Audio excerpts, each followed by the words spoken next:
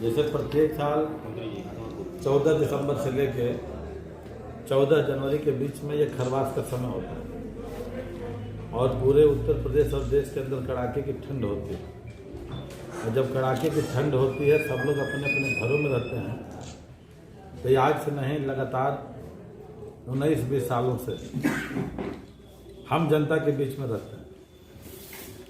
और इसलिए जब से मैं मंत्री बना, विधायक था तो भी विधायक जनता के द्वार, और अब सरकार का मंत्री हूँ तो उत्तर प्रदेश सरकार फेफना विधानसभा की जनता के द्वार। उनके घर घर जाने का काम होता है, उनके दुख सुख में शरीक होने का काम होता है। हमारी केंद्र सरकार से लेकर के राज्य सरकार की कितनी जन कल्याणकारी योजनाएं हैं, वो कितनी पहुंची हैं, कितनी नहीं पहुंच पाई हैं, और जितनी पहुंची हैं वो धन्यवाद, जो नहीं पहुंच पाते उसको नोट किया जाता है। हमारे साथ विभाग के लगभग अधिकारी भी रहते हैं जो ग्रामीण स्तर, ब्लॉक स्तर तक के जितने होते हैं, जिस विभाग के चाहे वो ब्लॉक हो जाए, स्वास्थ्य विभाग हो जाए, बिजली विभाग हो जाए, जो भी पब्लिक से जुड़े हुए हैं, प्रोटोकॉल भी हैं, वो रहते हैं।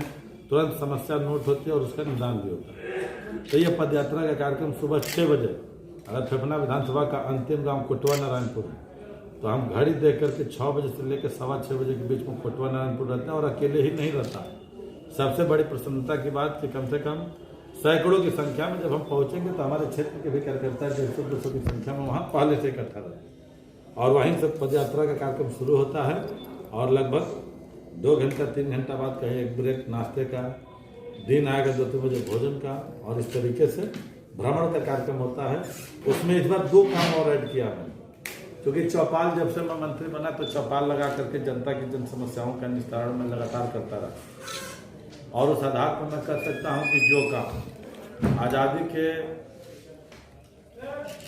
70-71 सालों के अंदर नहीं हुआ फेफना विधानसभा के अंदर, 24-25 साल तक हमारे जैसे लोग विधायक और मंत्री रहे जो काम नहीं करा पाए, मंत्री जी के प्रेस तो 24 साल में और 70-71 साल में जो काम नहीं हुआ उससे कई गुना ज्यादा 3-3.5 साल के अंदर हमने फेफना विधानसभा के अंदर कराया हूँ। और यही रेशियो पूरे अन्य क्षेत्र में भी और पूरे जनपद, पूरे प्रदेश और देश के अंदर है। और आपको याद होगा कि जब सरकार के 3 साल पूरा होने पे, जब 19 मार्च को हम आप लोगों से तहसील में जब हम बात कर रहे थे तो उस समय आंकड़े के साथ हमने प्रस्तुति की थी।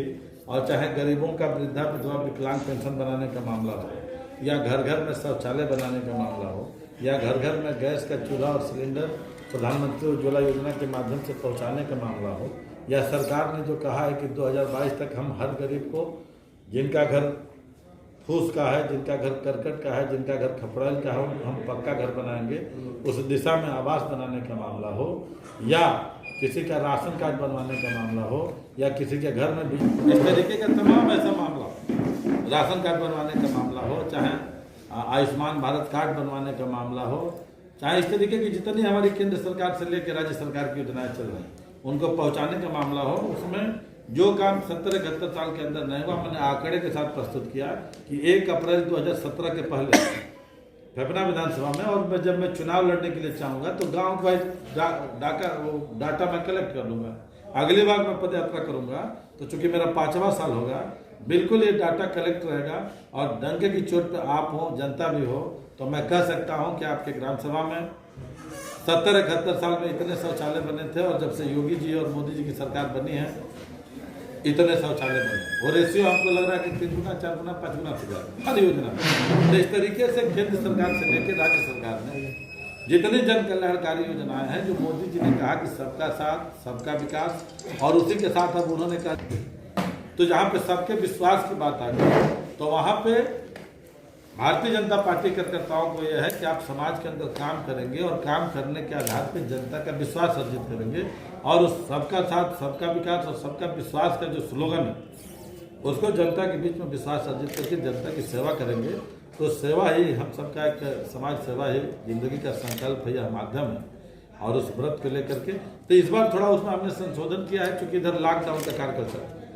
और मैंने जब से मैं मंत्री बना चौपाल लगाने का कार्यक्रम ये मेरा अनवरत चलता रहा। जब मैं आया तो 1-1 दिन में 3-3, 4-4, और ये सब चौपाल लगाने के कारण ही तमाम ये जन कल्याणकारी योजनाओं को मैं पहुंचाने में सफल विधान अन्य जगह भी पहुंच रहा है, लेकिन थोड़ा अधिकाधिक संख्या में पहुंचा है।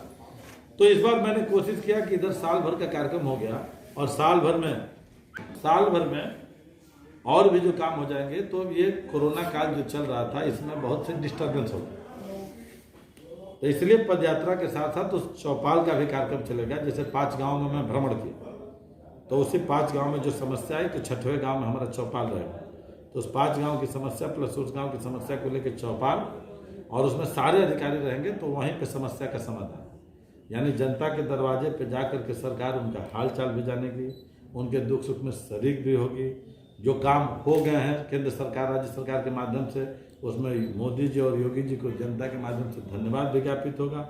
जो योजनाएं नहीं पहुंची है, उनको संकलित करके यथाशीघ्र उसको हम कैसे पूरा कराने में, उस दिशा में हम सबका कदम रहेगा। भारतीय जनता पार्टी कार्यकर्ताओं के सहयोग से, मैं भी कार्यकर्ता के रूप में आज सरकार के मंत्री हूँ, जनता के बीच में रहेंगे।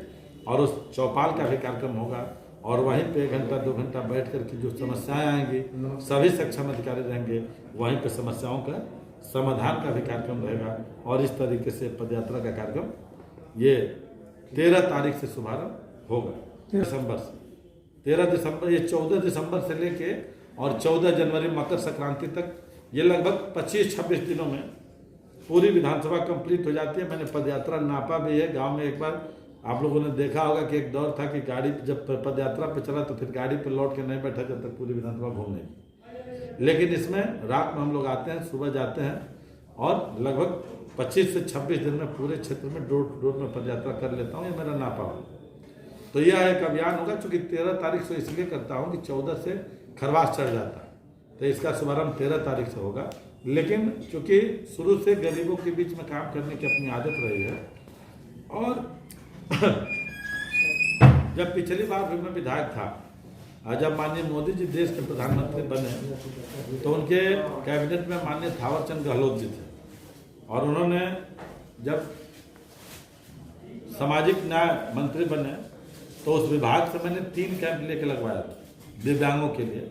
और आज मुझे बताते हुए प्रसन्नता थे कि फेफना की जनता ने वहाँ के जनप्रतिनिधि जिनको हराया था, उनको विकलांग मंत्री भी बनाया था, और पूरे उत्तर प्रदेश के विकलांग मंत्री थे। इसीलिए सदन में मैंने उनके इस्तीफे की मांग भी की थी कि जो व्यक्ति दिव्यांगों के हक को नहीं छोड़ सकता, क्योंकि ये मंत्री हैं, फेफना विधानसभा की वजह से हारने के बाद मंत्री हैं, और फेफना के लोगों को भी इन्होंने ट्राईसाइकिल व्हील चेयर बैसाखी नहीं बांटा।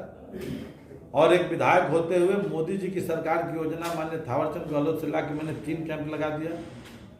तो जो देश में योजना चली, जिसका लाभ मिलने के फेफना में पहुंचाया, और इसी तरीके के मंत्री पूरे उत्तर प्रदेश में, और यह लाभ फेफना के लोगों को नहीं पहुंचाए, और बलिया के लोग तो प्रदेश में भी नहीं पहुंचा सकते, यानी दिव्यांगों का भी हक इन्होंने लूटा। तो मैंने CBI जज की मांग की थी, इस्तीफे की भी मांग की थी, कोई विषय नहीं। लेकिन इस बार भी मैंने ये कैंप एक साल पहले ही स्वीकृत करा चुका था, लेकिन कोरोना काल के चलते ये रुका हुआ था। तो यह भी कैंप 12 तारीख से शुरू है। चिन्हांकन का काम भारत सरकार के सामाजिक न्याय मंत्रालय द्वारा दिव्यांगजनों के लिए 12, 13, 14 3 दिन चिन्हांकन का काम चलेगा, जिसमें 12 तारीख को गढ़वाल ब्लॉक में, और 13 तारीख को हनुमानगंज, और 13 को सोहाव, और 14 को फेफना में।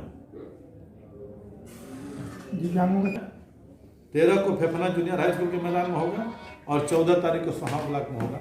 यही है ना, क्योंकि दोनों वर्किंग डे है, तो ब्लॉक में रहेगा, और संडे के दिन स्कूल बंद है तो फेफना में होगा। तो चिन्हांकन का काम का भी उद्घाटन 12 तारीख को हम लोग गढ़वाल ब्लॉक से करेंगे। वहाँ जितने दिव्यांगजन उस क्षेत्र के होंगे, उनका चिन्हांकन का काम होगा। वो जो एलेम्को कंपनी है, उनके डॉक्टर्स वगैरह आते हैं, वो कैंप लगाते हैं, और सर्टिफिकेट के आधार पर उनका वो होता है। तो 12 तारीख को गढ़वाल ब्लॉक, 13 को फेफना, और 14 को सोहाव ब्लॉक में ये चिन्हांकन का काम होगा। 13 वाले में हनुमानगंज ब्लॉक पूरा रहेगा क्या? हनुमानगंज भाई, उसमें तो बलिया के भी लोग आना चाहें। देखिए, जब मानव में काम कर रहा आदमी, मानव जात में, तो मानव जात में पैदा हुआ, यही सबसे बड़ी जात है, यही सबसे बड़ा धर्म है, तो उसमें नाम फेफना का रहेगा। अगर बलिया जिला के भी लोग आएंगे, बहरिया के भी, तो उनका भी स्वागत है, बशर्ते के सर्टिफिकेट लेके आएंगे, कोई वापस नहीं जाएगा। पहले भी जब हम लोग मंत्री नहीं थे तो भी विधायक जो आते थे उनको मैं दिलवा, और इसीलिए आपसे कह रहा हूँ कि इसको हाईलाइटेड करिएगा, ताकि पूरे जनपद भर के विकलांग हो, गाजीपुर के भी हो, तो जो उसमें आएगा 40% से ऊपर का सर्टिफिकेट